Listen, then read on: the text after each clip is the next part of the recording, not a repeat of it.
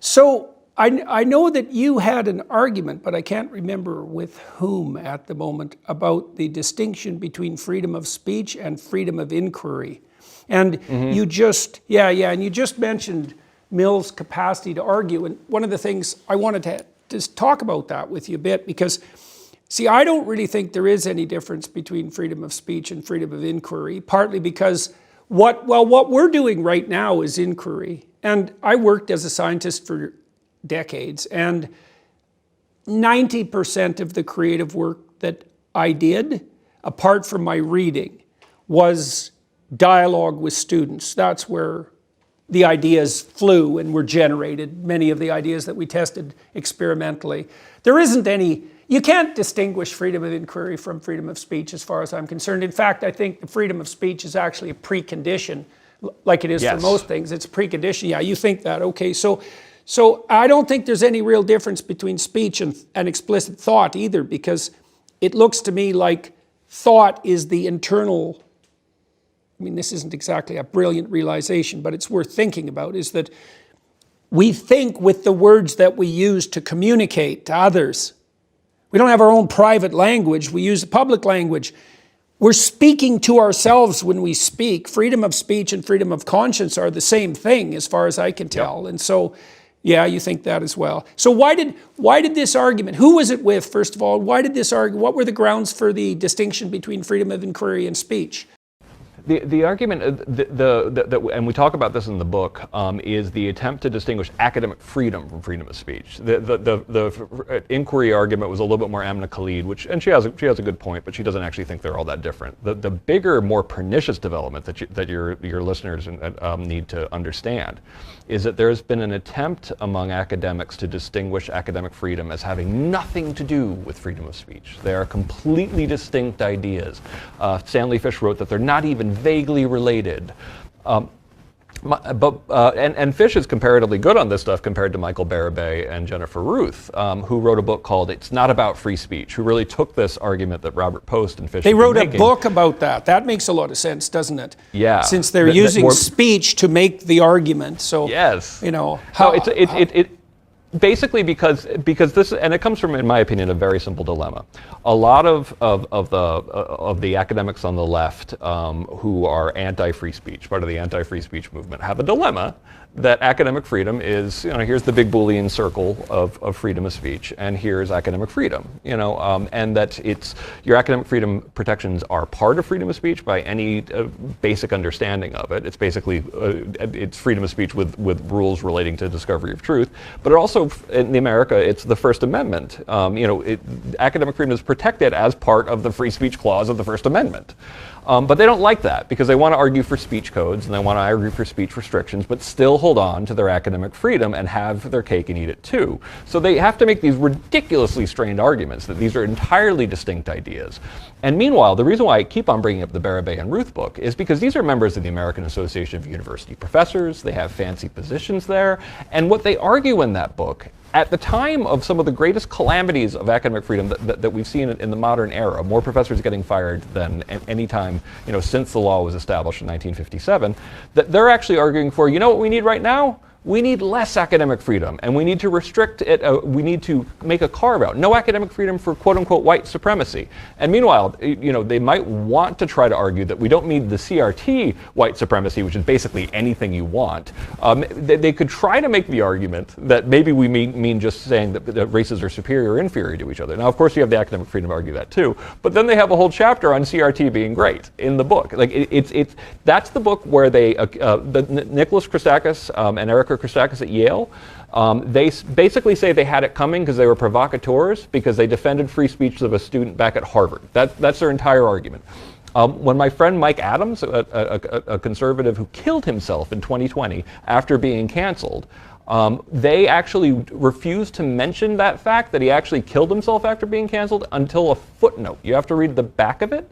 it's a contemptible book. Obviously, I protect their right to publish it, but I want people to be aware of this ongoing attempt by academics to create this not so clever argument that academic freedom has to be protected, but it has to be entirely in the hands of these particular kind of elites who want to deny it to everybody that they don't like, and by the way, also want less free speech in the rest of the country. Well, that suicide death that you described, that's worth dwelling on for a minute or two.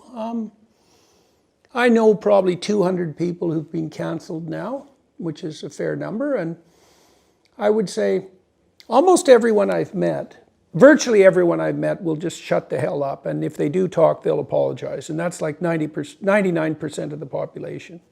Yeah. And then there's 1% about that will speak up, and then 99% of them, if they get mobbed, it's like a near fatal illness, right? It's like a 10-year divorce case or seriously like a near fatal illness. I know people who've lost like 40 pounds. I know people who end up hospitalized. Yep. They're shell shocked, they're traumatized.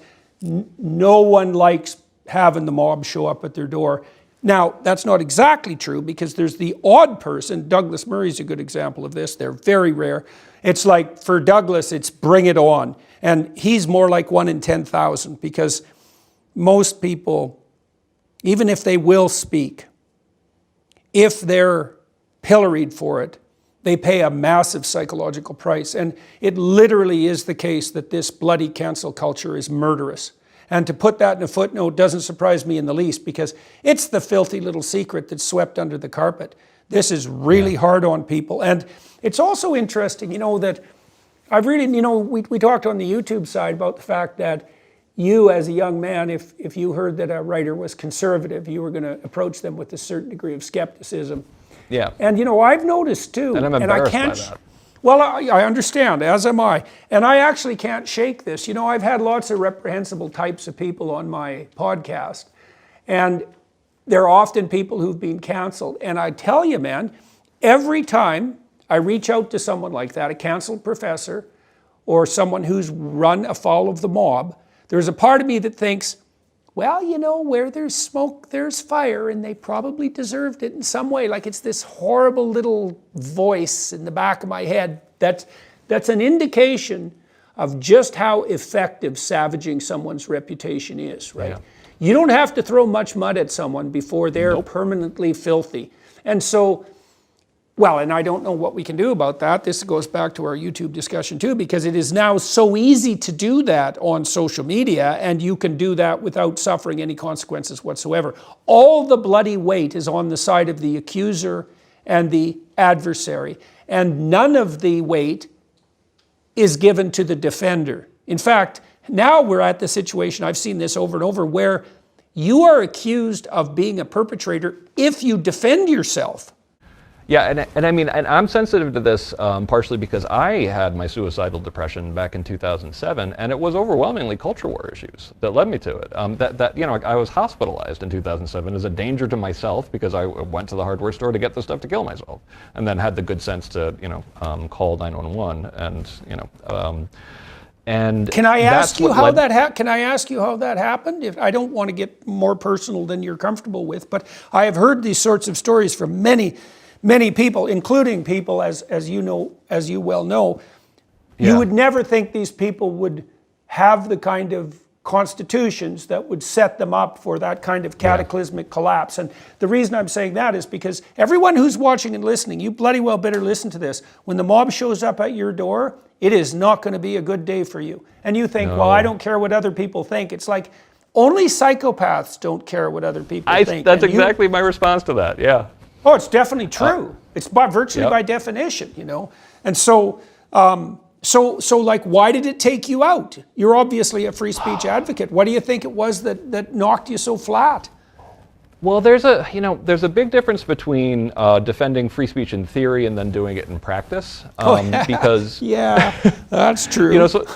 So like going to you have to remember because you look at all these free speech heroes that you have, and I was talking about Lenny Bruce before.